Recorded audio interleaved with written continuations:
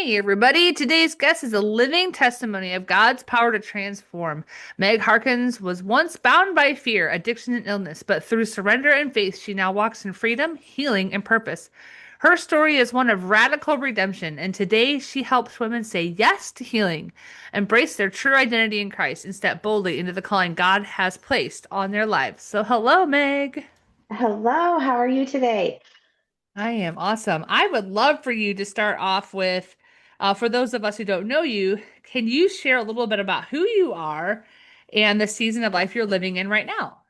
Yes, so my name is Meg. I am a wife and a mom and a stepmom.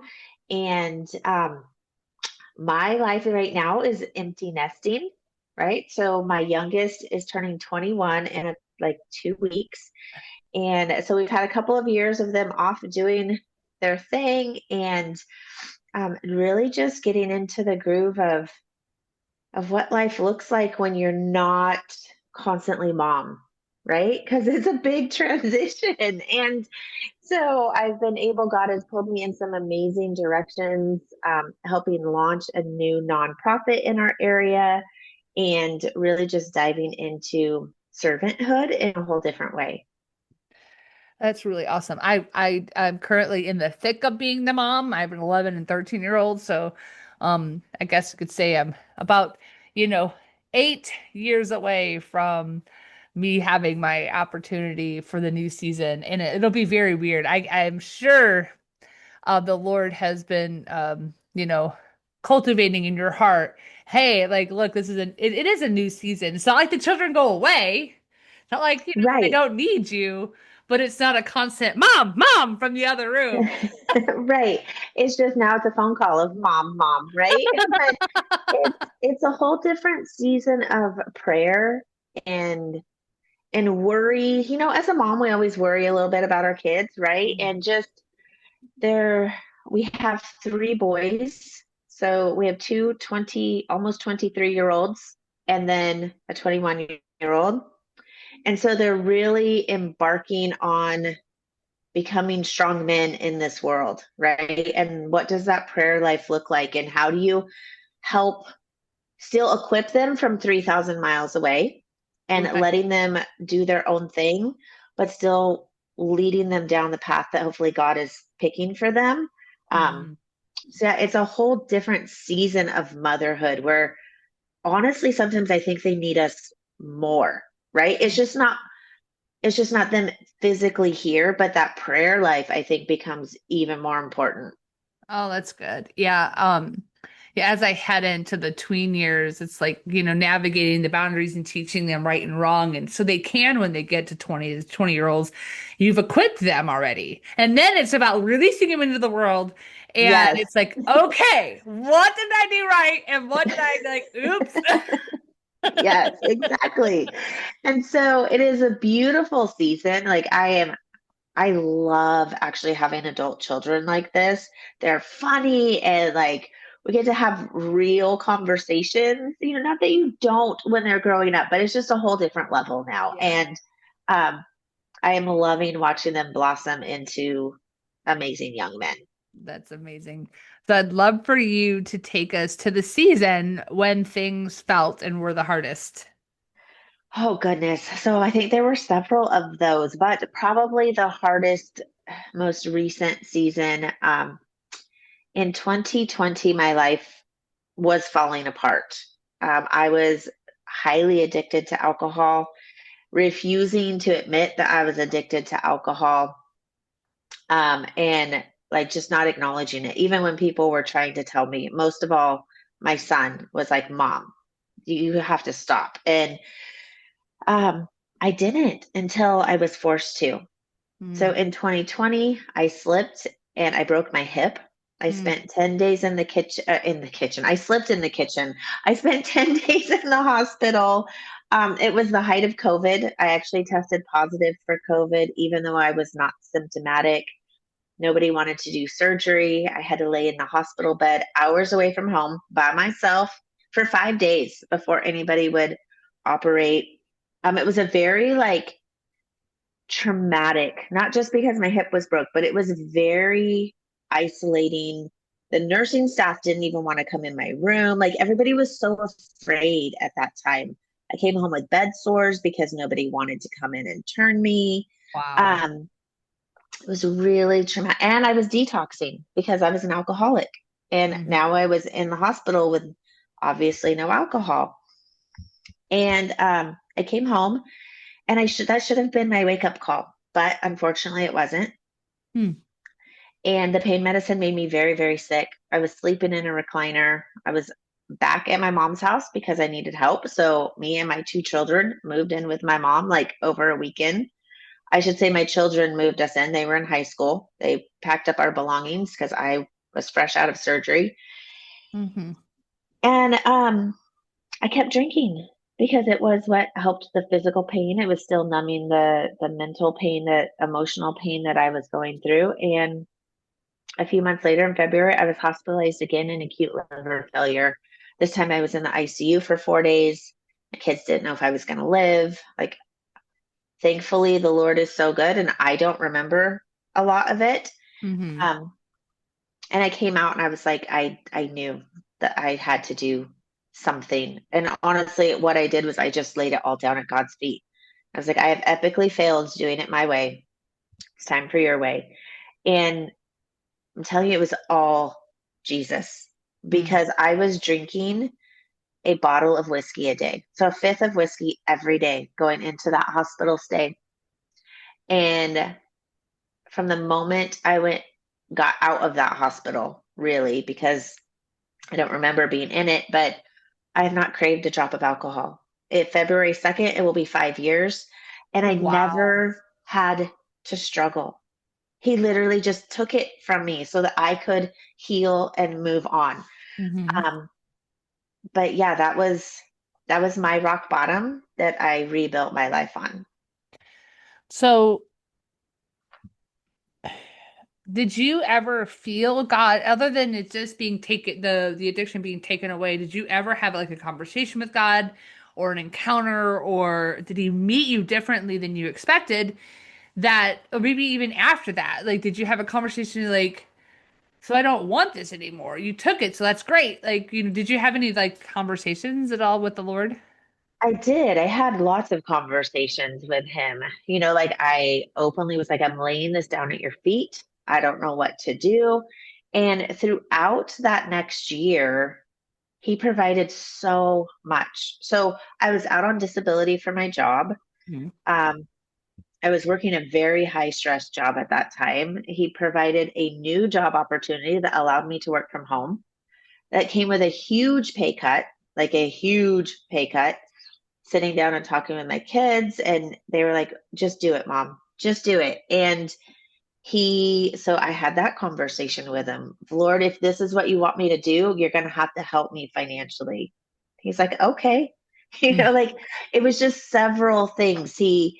I prayed for healing. He introduced a health coach into my life who helped me with nutrition and diet, which then encouraged me to go back to school and I started a business out of it.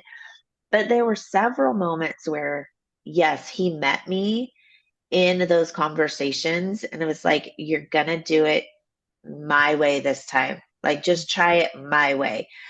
And so when I would make these decisions, like I told my sobriety counselor I was going to do this new health plan and I was giving up sugar and dairy and all this stuff. And she actually told me no. She was like, you can't do that. You're going to lapse in your sobriety. That's too much of a change. And I remember telling her, I said, well, God told me to. So that's what I'm going to do. Like, I'm being obedient to him this time. Yeah. Well, what's interesting is that, there's been times in my past where I've studied how that body reacts to, those who are addicted to alcohol also have a candida imbalance, which then creates where you crave sugar. And because you crave sugar, it also means alcohol feeds it through the sugar in the alcohol. There's a whole physiological thing that happens. So it's interesting that the sobriety support team, I get what they were saying. They were trying to protect you. But the Lord knew that, hey, it's better for you, not only for your health, but sugar and milk. feed what the alcohol would feed. So you have to get rid of all of it if the body's going to heal. Right.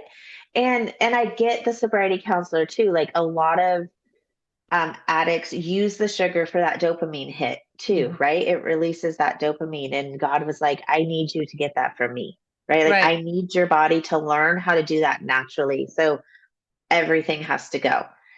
And so, yeah, within 6 weeks, I gave up alcohol, sugar, dairy, soy, gluten, and caffeine. Whoa! Are you still Yeah. free of all those 5 years later? I'm not free of caffeine. I do a mostly dairy free. If I do gluten, it's fresh sourdough. And I try to, I mean, I don't eat a ton of junk food. Like sugar is maple syrup, honey, like natural Yeah. sweeteners type of Yeah. stuff. But yeah, he was just like, I need you to heal from the inside out, and it's gonna start here, and then we're gonna go from there. That's amazing. So I would love to know how this has helped your relationship with your sons. It has transformed my relationship with my sons. Because I didn't, obviously, they knew I was in the hospital, right? I couldn't hide any of that, but I didn't hide my trauma or my healing. Like have been very open about it. And I now have two of the biggest cheerleaders I've ever had in my whole life. And they tell people like who are struggling, they're like, dude, my mom did this, you can do it. Right. Yeah. And, um, but it's helped us too in when they're struggling, it's not this like foreign concept now of like, oh, I'm weak. I can't feel this way. I can't do this. It's like we're allowed to struggle and we're allowed to learn how to work through it. And there are resources and there's tools and there's God and there's people that surround us to make it better, right? It's helped them learn to not be afraid of difficulties and how to embrace the scary stuff in life. Hmm. Well, yeah, because I mean, usually, so there was a time, so I have given up alcohol myself, not in the same reasons for you, like you have, but I tell people I was with a group of friends last summer, and they're my deliverance prayer warriors, right?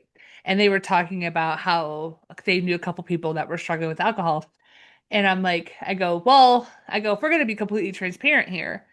Like, I literally just drank way too much 2 days ago. And I don't know how to undo this because I can go right, I told them, I can go like a year, something crazy will happen in my life, and then I'll pick it back up again. And it doesn't matter. Some people will be like, well, I didn't know you had a problem with alcohol. Well, I don't in comparison to the world. Right. It's not, I wasn't, but to me, it's like, it's not about comparing yourself to what is too much and what is too little. It's about, is it affecting your relationship with the Lord? And is it affecting your body? Is it affecting you to make good choices? Correct. And so they had prayed over me to remove the spirit of alcohol from my life. And that was the last time I drank, and that was middle of July last year. And now we're That's in awesome. January. And there has been times where I'm just like, we're stressed. Is there ever a time where you like feel a temptation or anything, or do you just go straight to the feet of our Savior and just try? You know how there's some moments where it's like you're fine, stuff gets super stressful, and you're just like you want something to take the edge off, but you choose better ways. But it's not like the enemy's not there to lie in your head, like, you know what, one won't hurt. Right. I have not, by the grace of God, had one moment where I have been like, "Ugh, I just want to drink." Like the very thought of it makes my stomach churn, Hmm. which I know is all him. Right. Not that I haven't done unhealthier things, right? It's not like, oh, I'm going to go eat a bag of chips because I'm having a bad day, right? Or, you know, I'm going to go eat three brownies. I absolutely still have those moments, right? It Uh-huh. just hasn't been with alcohol. Uh-huh. Well, that's Right? And good. I'm so grateful. I have learned that, just turn to him, Hmm. just turn to him.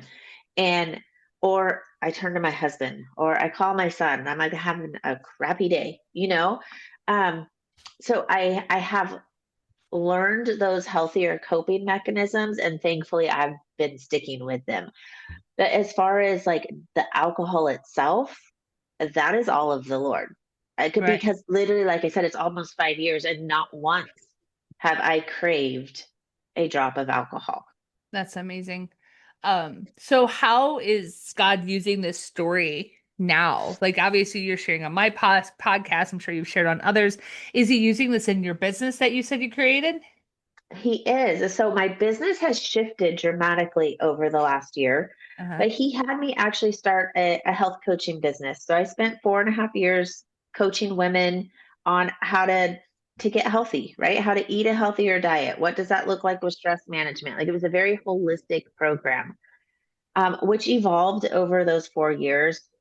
The second to the last 2 years, very much we brought the Lord into that. It had a Bible study that went with it, all of those things. But over the past 6 to 7 months, he's shifted, which was very scary for me. But I now do. We're offering retreats, local retreats for women in the area. It's a weekend retreat to come and really rise up in their identity through the Lord, how He can use those traumas, those hurts for good. We have started a local nonprofit, which is a healing program for women coming out of trauma. And I also do a group coaching program called Learn to Say Yes. And it's really for those women who know they have an assignment from God right now, but they're stuck in that fear. And they're like, Mm. I don't know what to do or how to do it. And why is he calling me? And so we really dive into the other amazing women of the Bible and use their stories of how they chose faith over fear, and how can you do that as well? How can we apply those lessons to real life now, and really pull that faith up and silence that fear that's from the enemy? Oh, that's good. I love that learn to say yes. It goes against then us learning to say no, right? But there's a difference between saying no to the world and yes to the Lord. Absolutely. And so it's not a reckless yes, right? Like, we're Right. not just saying yes to everything that's out there. It's really sitting back and being discerning. And he gave me that download about 6 or 7 months ago. A little history: when my boys were growing up, I was a hospice nurse. I was actually a director for a hospice company. And I had a patient one time tell me that his biggest regret was that he didn't say yes enough. Like, he Mm. was so reserved, he was so afraid of everything. So we had a little saying in our home growing up of learn to say yes. Like, say yes to those scary things, not the reckless things. But I didn't want my kids to live on the sidelines, Hmm. right? And which they used against me several times. We went shark diving in Hawaii because I had told them that they needed to learn to say yes. And they're like, Mom, it was an amazing adventure. But yeah, they totally turned it back on me that I needed to say yes. Oh, that's fun. So I was laying in bed 7 or 8 months ago, reflecting on some comments my boys had made that week of some adventures they had been on, and was just like thanking the Lord that they are truly embracing the life that He's giving them. And he was like, there's women out there that need to learn that too. Hmm. And so I like got up out of bed in the middle of the night and started journaling. He was just like giving me all these downloads, and that's how Learn to Say Yes got birthed, right? Like, how do we step into his faith Mm. and not let the world convince us that he's not calling us for something? Oh, it's so true. Yeah, that's one of the big things with what I feel like the Lord is telling a lot of us. And and that's the beautiful part of the body of Christ is you know, he tells us each very similar things, but our role is different. And I Yes, love that you're giving people like blessing women with the ability to understand and discern the Lord's voice to say yes to their calling when the Lord had given me the download to help people say yes to getting their story out there, to saying their testimony, to put either saying it to the world through different medias like podcasts or whatever, or putting it in a form of a book. Because the Lord's just like, they're not doing it because they're either scared or they don't know how. And correct. it's the same way with what you're doing. And it's beautiful because the more that we all say yes to what God has for us, the more the world changes around us. Absolutely, which is what our purpose is, right? Go out and build disciples. And Mhm. Yeah. so, how do we equip those other women either to share their story or to carry out their assignment? And you're right, it's they're either afraid or they don't know how. So, Right. let's all circle around each other and help each other say yes and rise up. Right. Absolutely. And what's interesting, so our the sermon on Sunday, it's a sermon series called Devoted, and it reminded us how the Lord takes something, blesses it, breaks it, and then sends it out.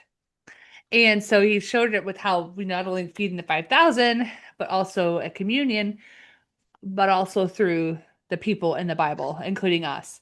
So he had said, like, if you have been taken out of something, like you've been taken out of alcoholism, you have were blessed.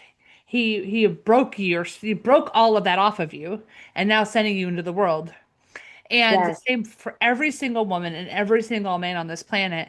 And I read something today that people had talked about how they expect it's like, when God had the loaves and the fishes, he blessed, he broke, he took, he blessed, he broke, and then it came out one by one. It's not like all of a sudden the 5,000 loaves and fishes plopped all in one big pile. right, It all happened as they were doing, as they were giving out, they never ran out. right, And so to understand people, because I know people are like, but I don't want to step out because what if my bank account, what if I run out? There won't be any and running out. right. And he does. He provides that clarity with each step of faith, right? Yes. So you take the step and he opens the next thing and he provides the next provision. Um, Hmm. And one thing that he said very clearly to me, like it wasn't even a whisper, it was an audible, like, you need to listen to me. I was really struggling. Like I was in that place of fear. Like, I don't want to let go of my nutrition business. I've worked so hard for this. And what do you mean you want me to give it away? And I was in the kitchen doing dishes one day and literally I heard this voice, like audibly, it just said Lot's wife. I was like, Ooh, oh, no, don't right. turn this salt, Meg. And so I was like, okay, loud and clear. But I think so many of us, like, what if my bank account? What if we're looking back to all of these things Mm, when really he's like, just move forward and I will provide, right? And like you said, it's not going to be a huge downpour of fishes and loaves onto the camp. It's one by one. You take the step, he provides. You take the step, he provides because he is that good. yeah, it's so good, and you're never ready. You just have to say yes and put a step forward. And, Right. even with, the Lord selling my business and telling me to help people with writing stories and getting them out into the world, it's it's been the most wonderful. I tell people, when you say yes to the Lord, it's the most amazing experience. And sometimes we stumble just like toddlers learning to walk because we're learning to trust. Trust ourselves that, hey, God gave us this to steward and to move forward with. And also trust Him. He's always going to keep His word. He's not a God of lies. The enemy is the Correct. God of lies. Not God, what God of life, you know what I mean. Right. So it's when we just realize, and then, but beautiful part is he sends people like yourself, like me, to them. Like, you've got this, keep going. You've Yeah, and got this, keep going.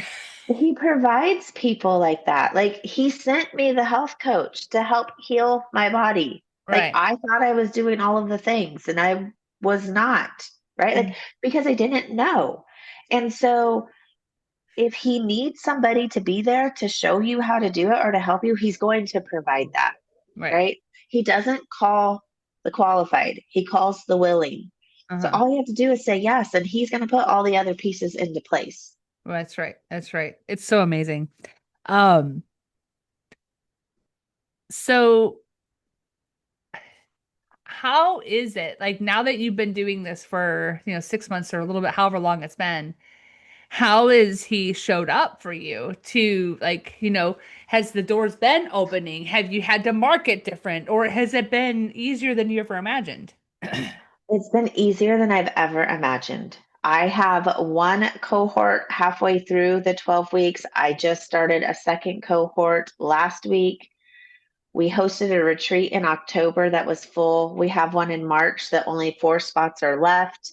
And it's Wow. all new women and women I've never met before. Like, Mm, yes, I'm using social media. Yes, I'm marketing, but he's just bringing the women to me, mm. um, which is beautiful, right? Because I asked, I'm like, Lord, if you want me to do this, you're gonna have to help. Like, this is so different for me. And um, but it's been gorgeous. Like I said, the second retreat is almost all full with brand new, amazing women that we've never met. God just placed in our lap, and they're like, we want to come. So if anyone listening is resonating and wants to find out more about the retreats, whether, if let's just say this one fills up and that you are already, how do they find you to interact to find out when the next retreat is, when that's ready? So I am on Facebook. My Facebook name is Meg Harkins. If you want to just jump on my Facebook and do that, you can always email me, Meg at anchored nutrition. No, sorry, Meg dot anchored nutrition at Gmail. And my webpage is actually currently not up and running right now because it needed a complete revamp of what it was to what it needs to be now. But yeah, just email or Facebook, and there will be definitely postings about upcoming retreats and cohorts. If you are interested, just know we will be having a retreat in June and September as well. And where are those So retreats at? they are currently in Pennsylvania, Okay. right up in Warren, Pennsylvania, but we have high hopes and we're just praying that God is going to help us branch out to travel, right? Mm. So that we can come closer to some of the ladies that, that want to come and experience it and just make it more accessible to more women. Yeah, Because we yeah, understand not everybody can jump on a plane and fly to Pennsylvania. yeah. We would love you to, though. Maybe one day we'll have to figure out how to get you to the Midwest and then have you Yes, both kind of fly, drive into this way, but then even those from California are like, hey, Meg, come over here. yes. And so I have people in places like that. They're like, when are you going to do one here? When are you going to do one there? And the answer is always when God opens those doors, right? Like That's we good. are open to any of that, but very excited. So I'd love for you to finish by saying, for the women who's listening, who sees herself in your story, what would you want her to know? What I want any woman who sees themselves in my story. So part of my story also includes leaving some domestic violence experiences, the alcoholism is please don't be afraid to ask for help because I was too ashamed to say I needed help.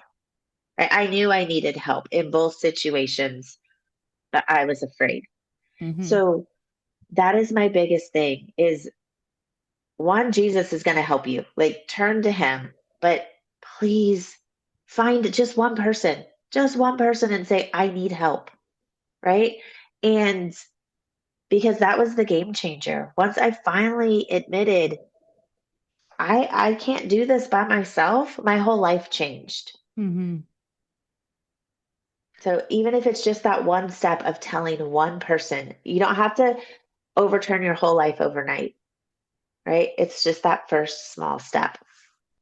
That's amazing. Well, I appreciate you, Meg, for sharing your heart with us today. To our listeners, remember, your story isn't over and you are not disqualified by what you've been through.